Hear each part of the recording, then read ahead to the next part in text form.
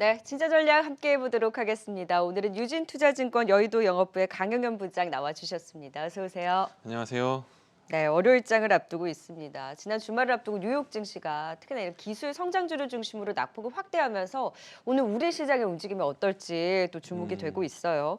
국채 금리가 내렸는데 네, 기술 성장주들이 흔들렸어요. 네. 이 흐름을 어떻게 해석을 해야 될까요? 그러니까요. 그게 잘 로직이 안 맞죠. 음, 근데 뭐 어떻게 한 달 정도 뒤집어 보면 언제는 맞았냐, 로직대로 움직였냐라고 질문해 보면 그건 맞아요. 네, 오영수 할아버지가 생각이 납니다.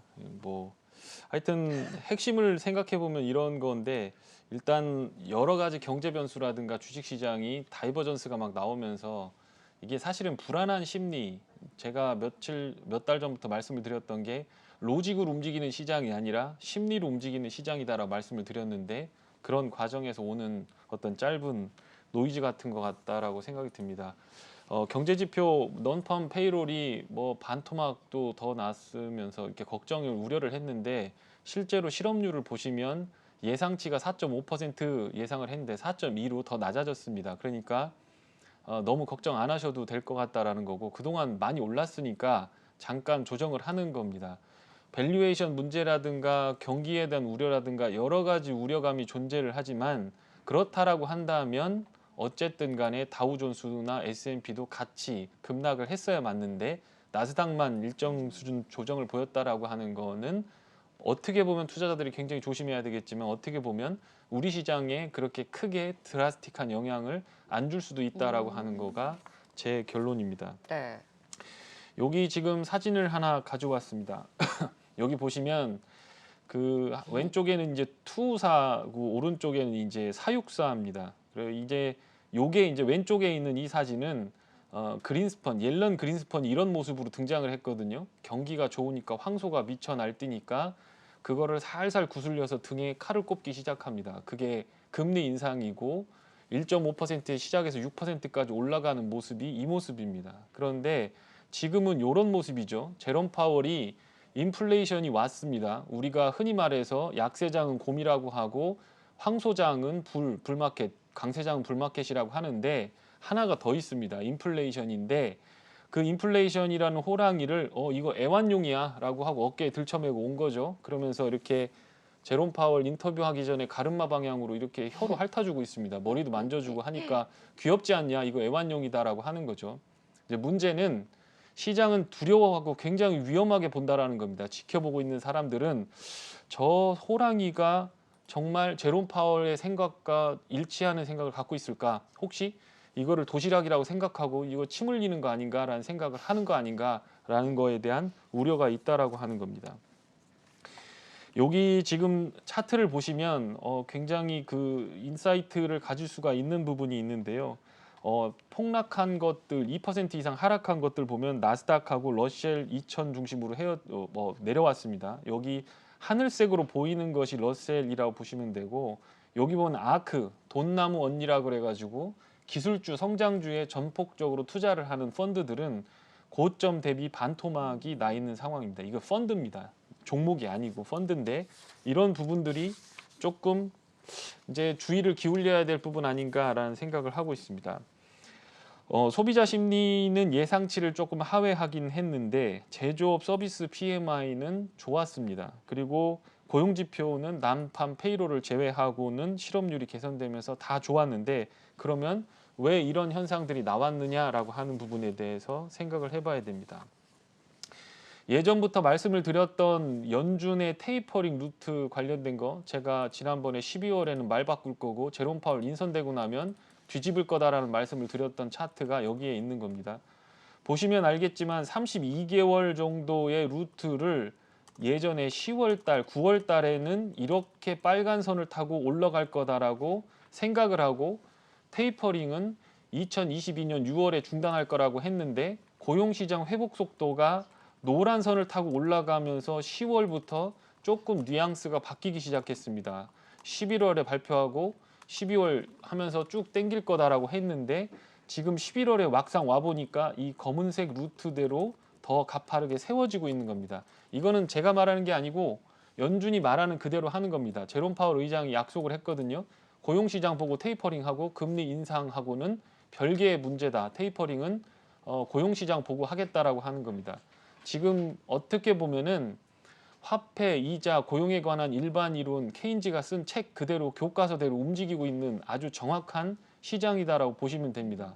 뭐 매파, 중도파, 뭐 비둘기파 그 사람 기분대로 하는 게 아니고 경제학 교과서에 나온 과학적이고 체계적인 방식대로 그대로 설득되고 논리대로 움직이고 있다라고 하는 거가 핵심이라고 보시면 됩니다. 그러니까 지금 테이퍼링이 빨리 단축이 된 과정에 오면서 하이 리스크를 가진 채권들의 금리 수준이 2018년, 19년 전고점을 넘어서고 튀고 있다라고 하는 거, 그 부분은 앞으로 성장주 투자에 대해서 조금 심각하게 고민을 해보셔야 될 그런 상황이 아닌가라는 생각을 하고 있습니다. 오미크론 관련된 거가 나오기는 했는데 실제로 블룸버그나 월스트리트 혹은 해외 언론들 트래픽을 조사해 보면 그렇게 예전 델타 변이처럼 그렇게 부황부황하지 않는다라고 하는 게 핵심이고요. 어린이와 영유아한테 확산이 된다는 거, 그렇기 때문에 부모들이 조금 걱정한다라는 부분인데 어떻게 보면 백신을 어떤 젊은 사람들에게까지 빠르게 확산시킬 수 있는 계기가 될 수 있겠다라는 생각이 들고요. 여기 차트를 한번 보시면 남아공의 가우탱이라고 하는 곳에서 확진자와 사망자인데 이게 확진자 수가 이렇게 늘어나는 겁니다. 보면 1차, 2차를 넘어섰죠. 그러니까 긴장을 하긴 하는데 요 밑에 있는 선은 사망자 추이를 네. 나타내는 겁니다. 그러니까 10만 명당 사망자 추이는 감소하고 있는 거죠. 그러니까 생각보다 괜찮고 돌파 감염이라고 백신 맞은 사람도 이거 걸린다라는 거죠. 네. 그런데 걸려도 중증화되지 않는 것 아니냐. 그렇게 되면 우리가 지금 독감 주사 맞는 거나 스페인 독감처럼 감기 좀 앓고 기침 좀 하다가 낫는 것 아니냐라고 하는 기대감을 갖고 있으면서 이걸 지켜보고 있다. 이번 주에 그게 나올 가능성이 있다라고 하는 겁니다. 점선이 지금 확진자입니다. 그리고 네. 밑에 실선이 사망자죠. 예, 네. 맞습니다. 이 점선이 확진자입니다. 10만 명당 나오는 네네. 거고요. 자, 요게 이제 가우탱 쪽에서 10만 명당 입원자 수를 해보니까 이제 5세 미만의 어린 애들이 좀 많이 걸려서 입원을 많이 하더라는 거죠. 그리고 이쪽 위로 올라갈수록 다 젊은 사람들이, 어린 사람들이 더 많이 걸린다라는 거. 예전하고 좀 다르죠. 옛날에는 노인분들이 더 위험하다라고 했는데 이제 젊은 사람들, 어린 사람들을 공격하고 있다라고 하는 거가 지금 생각입니다. 이제 남은 것은 요게 이제 10년, 2년 수익률 이제 일드 커브 플래트닝 관련된 걸로 보는 건데 10년물 국채에서 2년물 국채 수익률을 빼준 겁니다. 그런데 이게 자꾸 이렇게 내려가죠. 이게 0이 되면 이제 일드 커브 인버전이라고 하는 거거든요. 그러면 뒤도 돌아보지 마시고 주식 다 비비고 도망가셔야 됩니다. 딴 거 하셔야 됩니다. 근데 이런 경우가 많이 나오진 않았어요. 근데 확실하게 해야 될 건 뭐냐면 일드 커브 인버전이 나오면 그게 기간이 얼마나 걸리든지 간에 무조건 시장은 조정을 주었습니다. 한 번도 안 빼놓고요. 근데 시장 조정이 꼭 일드 커브 인버전으로부터 오는 거냐라고 보았을 때 그건 아니다라는 겁니다. 20-30% 빠지는 시장은 웬만해서는 그냥 나왔던 건데 일드 커브 인버전이 나오면 36개월 이전에 다 26개월 이전에 다 조정을 보이더라라고 하는 부분이 좀 시장에서 참고해야 될 부분이다라고 하는 겁니다. 지금 이제 요 차트를 보시면 S&P 기업들 중에서 비금융 기업, 그러니까 은행들, 뭐 금융 증권사들 빼놓고 순이익률을 계산해 봤더니 15% 가까이 나왔습니다. 그런데 이 순이익률이 앞으로 더 증가할 거냐 아니면 이게 더 빠질 거냐가 증시의 향방을 가를 겁니다. 유동성이라고 하는 뒷바람을 받고 이제 그게 끝나죠. 테이퍼링을 하고 이제 금리를 올린다는 건 긴축에 들어간다는 거기 때문에 유동성, 다른 말로 얘기해서 똑같은 이익 100원에 대해서 멀티플을 1,000원 주다가 2,000원 주는 식으로 유동성에 의해서 가는 장세, 멀티플이 올라간 장세가 아니라 이 순이익률이 유지된 상태에서 기업 이익이 증가를 하면서 이익 증익을 보이는 쪽으로 흐름이 나올 수밖에 없는데 보시면 1950년대 이후로 이런 정도의 순이익률은 나온 적이 없다. 그러니까 다른 말로 얘기하면 비정상적이기 때문에 이 추세가 지속될 거다라고 생각하고 투자하는 것보다는 조금 내려올 걸 예상하고 대비하는 전략이 필요하지 않나라고 하는 거가 핵심입니다. 어쨌든 지금 보면 이제 여러 가지 악재들, 제가 나스닥의 상승 조건에 대해서 여러 번 말씀을 드렸는데 그 중에서 낮은 이자, 낮은 임금 상승률, 낮은 독과점 규제, 그다음에 낮은 법인세, 원활한 밸류체인, 뭐 글로벌 중국에서 물건 사다가 아마존에 공급하고 이런 원활한 밸류체인 같은 거 그런 것들이 다 부러지고 있는데 마지막으로 페드의 은행 감독 담당하는 사람을 리처드 코드레이라는 사람을 임명을 할 거다라는 예상이 있습니다. 이 사람은 규제론자입니다. 근데 이 사람이 어디를 규제할 거냐라고 하는 거가 문제인데 여기 보시면 연도별 자사주 매입 규모가 있습니다. 자사주 매입 규모가 지금 2021년에는 이미 18년, 19년 고점을 넘어서서 1조 달러를 넘어선다라고 하는 겁니다. 은행 감독 요 하는 사람이 자사주 매입하는 거에 대해서 세금 때리겠다라고 하거든요. 자사주 매입이라고 하는 거는 예를 들어서 2020년에 1,000만 원을 벌었는데 주식수가 1,000주다. 이렇게 좀 보시고 21년에 똑같이 1,000만 원을 벌었습니다. 그런데 자사주 매입으로 100주를 소각해버렸다라고 하면 900주로 주식수가 줄어들었죠. 똑같이 20년에도 1,000만 원 벌고 21년에도 이익을 1,000만 원을 벌었는데 캐시를 갖고 있는 거 은행 계좌에 있는 캐시를 가지고 돈을 꺼내서 자사주를 매입해서 100주를 소각해버렸더니 EPS라고 하는 주당 순이익이 11.1% 늘어나는 걸로 보였거든요. 그러니까 EPS 늘었다. 회사 장사 잘했다. 주가 슈팅하자. 그렇게 하고 주가 올라가면 스탁 옵션 받은 거 성과급 받아서 자기들 돈잔치만 했다라는 거죠. 이 사람이 그걸 되게 안 좋게 보고 있는 거고 그 뒷바람을 주고 있는 사람이 버니 샌더스 계열의 100명의 민주당 좌파 의원들이고 저 사람 임명해가지고 그것 좀 손보자라고 하는 겁니다. 그러니까 자사주 매입의 대부분은 성장주 중에 돈 번 애들이 한 거거든요. 그러니까 그것들에 대해서 곰곰이 한번 생각해 보셔야 됩니다. 이 사람 임명되는 순간 그걸 자꾸 건드리고 할 겁니다. 그러면 그동안 규제가 없었고 낮은 임금 상승률에 낮은 이자율에 뭐 낮은 법인세 많은 것들에 의해서 뒷바람을 받던 쪽이 어떤 면에서 역풍을 맞으면서 갈 수 있기 때문에 나스닥과 러셀의 하락 자체는 하이힐드 채권 그리고 이런 규제적인 부분들을 생각해 보시면서 투자를 해보시는 방향으로 가는 게 맞는 것 같다. 이렇게 좀 정리를 해드리면 될 것 같습니다. 네, 미국 시장의 자사주 매입과 소각으로 사실 주가 상승을 이끈 부분이 상당했었는데 이런 부분에 대한 규제 우려까지 있다면 지금 전반적으로 이제 성장주에 대해서 다소 이제 경계감 있는 분석들을 주셨잖아요. 그리고 이번 주에 남아있는 이런 일정들을 감안을 했을 때 조금 더 변동성을 유의해야 된다라고 보시는 걸까요? 네, 그 변동성이 커질 가능성이 상당히 높고 이번 주에는 특히 중요한 것들이 많고 다음 주에는 더 몰려 있습니다. 그렇기 때문에 그렇죠. 이번 주에는 이제 뭐 노동 관련돼서 졸트 잘 나올 겁니다. 뭐 직장 일자리는 좋게 나올 거고 그럼 고용시장 좋아질 겁니다. 그러면 어쨌든 제롬 파월이 14, 15일 날 있는 FOMC에서 무슨 말을 할지에 대해서 시장은 두려워하기 시작할 가능성이 있고 더 중요한 건 중국의 CPI, PPI가 수요일 날 발표가 됩니다. CPI는 모르겠고 PPI가 툭 꺼져야 됩니다. 중국 정부가 철광석부터 시작해서 물가를 잡으려고 10월부터 힘을 썼기 때문에 조금 내려갈 가능성이 있는데 드라스틱하게 내려가 주면 조금 안심을 하겠지만 그렇지 않고 높은 상태를 유지한다라고 한다면 시장은 크게 한 번 더 흔들릴 가능성이 있겠다라고 생각이 듭니다.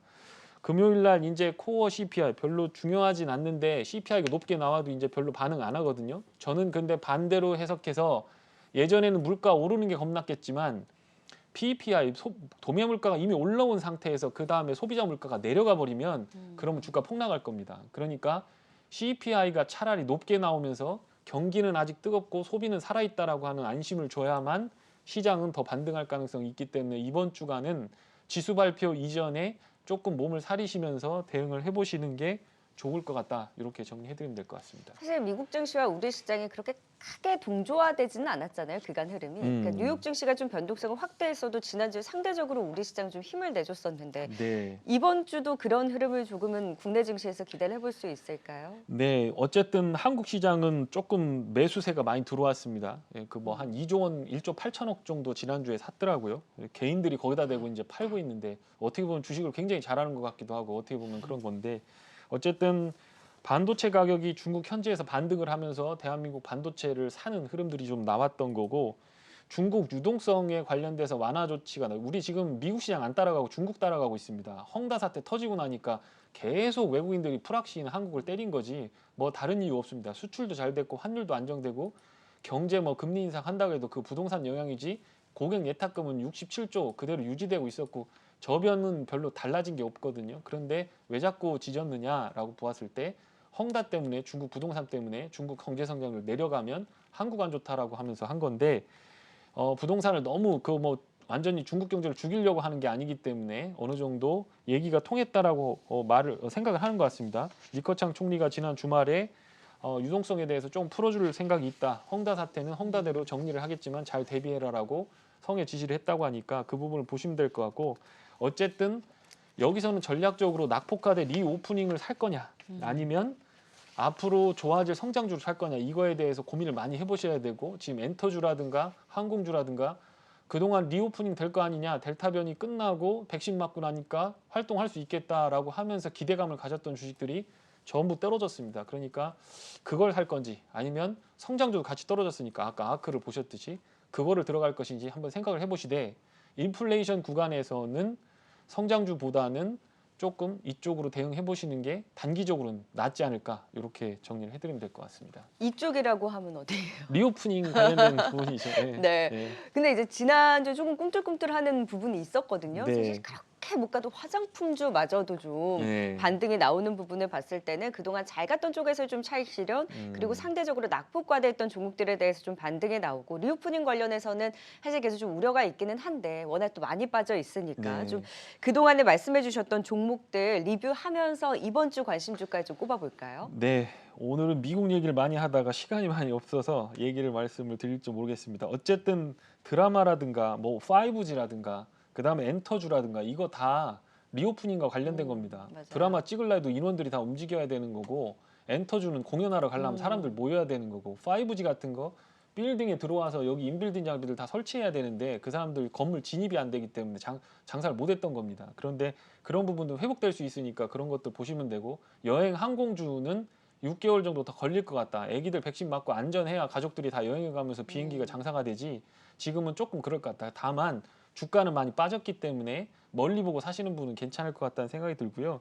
이번 주는 임플란트 이것도 어차피 리오프닝 관련된 겁니다. 맞아요. 뭐 디오라든가 오스템 임플란트 지난 주말에 뭐 10%가량 상승을 했는데 빠진 폭에 비하면 반등폭이 조금 약하기 때문에 피부과 장비라든가 어떤 임플란트 관련된 부분은 괜찮을 가능성이 있겠다라는 생각이 들고요. YG 엔터라든가 SM 엔터테인먼트 같은 주식들도 많이 빠졌기 때문에 한번 보시면 괜찮을 것 같다. 이렇게 정리해드리면 될 것 같습니다. 네. 사실 컨택 관련주죠. 입을 벌려야 되니까 임플란트 네, 관련주들도 맞습니다. 지난 금요일에 반등이 강하게 나오고 엔터주도 마찬가지입니다. 그간의 조정을 딛고 일단 조정 받은 거 대비 반등 폭이 일단 어느 정도 이제 시동을 걸었기 때문에 이번 주도 임플란트 관련주와 또 엔터주를 중심으로 한 관심까지 전해주셨습니다. 낙폭과대 이런 리오프닝 관련주에 대한 전략까지 도움 말씀 들어봤습니다. 진짜 전략 유진투자증권 여의도 영업부의 강영현 부장과 함께했어요. 고맙습니다. 고맙습니다.